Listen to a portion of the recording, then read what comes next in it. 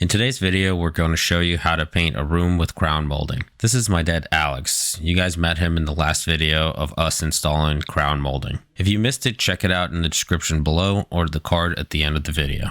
I will share some best practices with you as we watch him do all the work. Don't feel bad for him, as this stage of the renovation is one of his favorite. He loves to be the one putting finishing touches on walls. Pro tip number 1, cut in the corners and around trim before rolling the rest of the area. Otherwise, you may leave behind visible brushstrokes. Pro tip number 2, always start with the most difficult wall in the room. What do I mean by that? In our case, we have this one wall that has a window. It takes a lot of time and effort to paint around the obstacles, so it's best to do that while your arms are nice and fresh.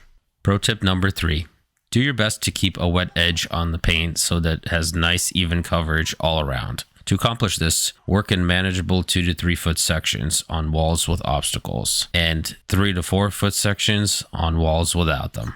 Pro tip number 4, keep around a clean wet paper towel or a rag you can use to wipe away any paint runs or accidental smudges on the trim pieces. Pro tip number 5, when you roll the wall without any obstacles, roll top to bottom in one continuous motion to get nice even coverage and prevent any meet-up lines in the paint. Pro tip number 6, if you see any debris on the wall, remove them while the paint is wet to avoid having to sand those spots in between coats. Pro tip number 7, from our experience, the easiest way to paint a room with molding is to tape the molding with painter's tape before you begin. We tried both ways. First, we used a 24-inch blade and brush to cut in around the molding, and that worked very well. But as you can see, if you take the time to tape the molding, you can just roll the roller right up to the molding without worrying about getting any wall paint on the molding itself. Pro tip number 8. If you're going to use the tape method, make sure you remove the painter's tape while your paint is still wet. If you wait till it dries, you may be removing tape with layer of paint from the molding.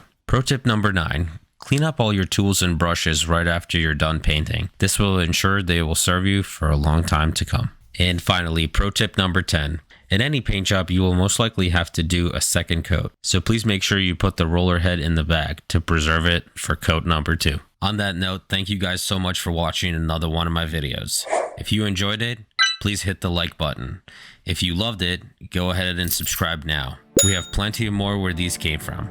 See you in the next one.